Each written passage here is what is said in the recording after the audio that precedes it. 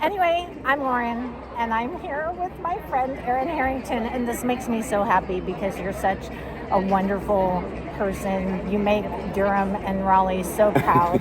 But for those who don't know, you are Audrey 2, the voice of Audrey 2 in Little Shop of Horrors. Yes. So I got to talk to you about this. I saw it with Jeremy Jordan. Yes. Jeremy left. Wow, that's been a while. Yeah, you had Skylar Astin. One of my favorites. Conrad Rickamora. Yes, Yep. And he got great reviews too. And now you're going to have Rob McClure. Yeah, we just had we had his put-in rehearsal yesterday. Oh my gosh. And when I tell you, Rob reminds me so much more of Rick Moranis and how Rick played it in the movie, and it is so endearing. When I tell you, he's about to be awesome. He's going to be awesome.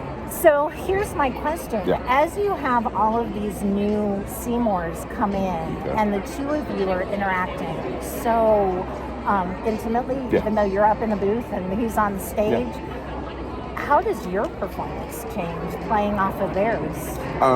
We were having this conversation the other day that each Seymour that comes in has their niche, I guess. Like, for instance, Jeremy was more of a comedic Seymour. Conrad was like the super sweet and endearing Seymour. Skylar was like a combination of the two.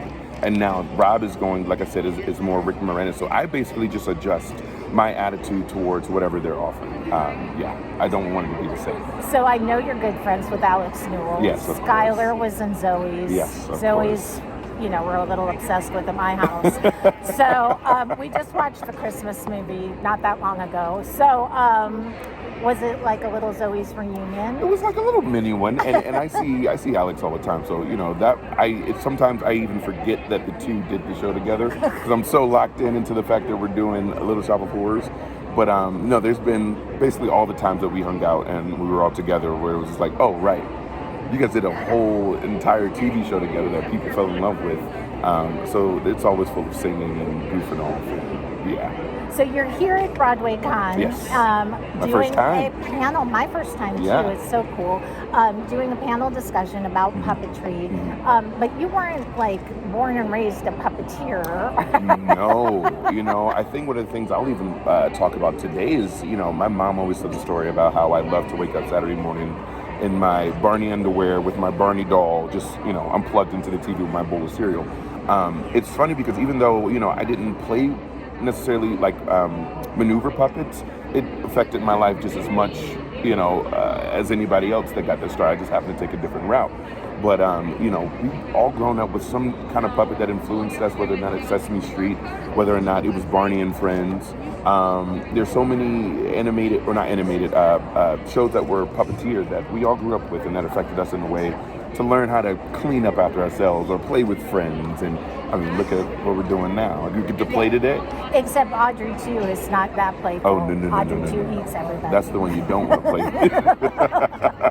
That's the one you don't want to play with. So there's three of you operating Audrey 2. You're the voice. There's two guys inside. Yes. I did not realize there's actually a guy like sitting in the planter operating arms and legs. I can't even imagine the physical stamina that takes. Those poor guys, and of course they do PT, in between the shows to make sure that their body is being able to keep up with the movement. But it's Eric Wright and Teddy Udane.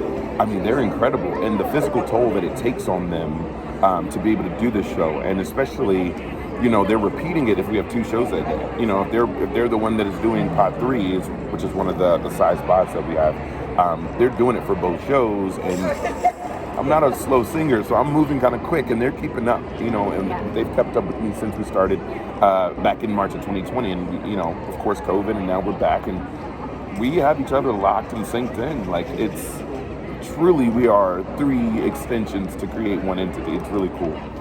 It's very cool, and it's such a good show. It's such a timeless show. Yeah, it won't get old. What has been the most surprising aspect of this show for you now that you've kind of lived with this role for a while? Because I think the first time we talked, you were just going in. Yes. You and Jeremy were just in rehearsals. We had come back from COVID. You were just going to start. So Yeah. now that you've lived with it a little. I think honestly, it's more the amount of kids that love to come and see this.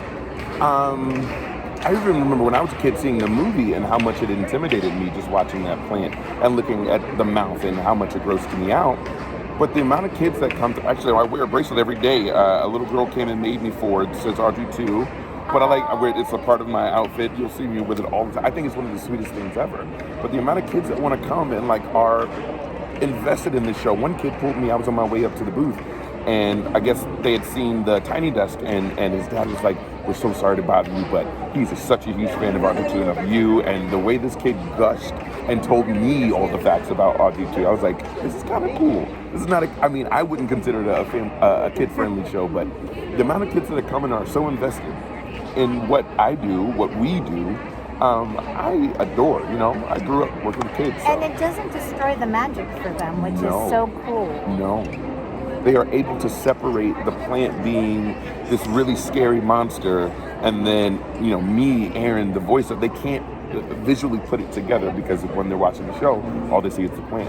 And then they'll see me and parents can say, yeah, he voices it, but what does that mean to them? Okay, so Mama Tim will kill me if I don't say this, Oh. but we're making the North Carolina connection. You are from Durham. Yes. You made your stage debut on the Interact stage. Yes. North Raleigh Arts and Creative Theater in Rent. Yes. Directed by David Henderson. And now look at you. You're skyrocketed. I don't know how to feel sometimes. Sometimes it's kind of hard to believe. That was 2015 when I did Rent on the Interact stage. The way time has flown kind of like really blows me away sometimes. But without that, I wouldn't be here. I wouldn't be able to have this conversation with you talking about Little Shop of Horrors. I'm so grateful just for everything that's happened and everything that will continue to happen. This was never something I, intended to do. So anything that comes my way is always just a breath of fresh air. And I'm just like, wow, like this really is the life I'm living right now. And I asked you this the last time we talked, but it meant a lot to me because I think so many people trying to break it into this business, it's frustrating. And it's disappointing and it's depressing. And I know people lose faith in themselves. Yeah. How has faith played a part in your journey? Well, the first thing people need to realize is just because you're in the business does not mean that those same things don't happen to us. I still get disappointed. I still get, down about, where I am because there are still opportunities. This business continues to grow and continues to bring out new pieces of work that you put in all your effort to audition for and you don't get it. And it is hard and it will never stop being hard. So it is the faith. And we've talked about this before. I believe in God. I truly believe that everything that has happened so far, God has really ordered those steps.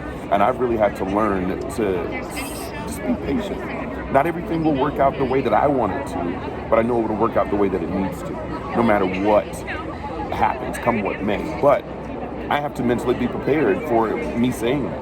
Yes. Whatever happens, happens. But I also have to have the faith in my faith, in my ability to sing, and my ability to act and say, you know what, this didn't work out right now. They're not looking for me. Great, we're gonna move on, we're gonna keep going. And I'm going to direct people, so you have to go because you have to get your COVID test. BroadwayCon is being very careful here. We're all masked and vaxxed. Yes. We're not masked here in my little sound booth, but we're be both maxed. We're both vaxxed. They're doing COVID testing. They're doing weapons. You name it, they're doing it out there.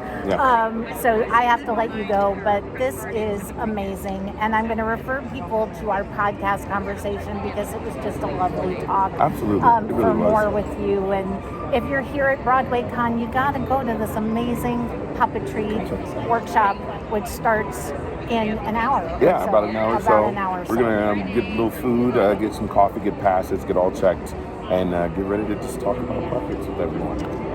Thank you, Lauren. Thank you for being here with you so me. much. I love you too. Oh my gosh. She's a great hugger, by the way.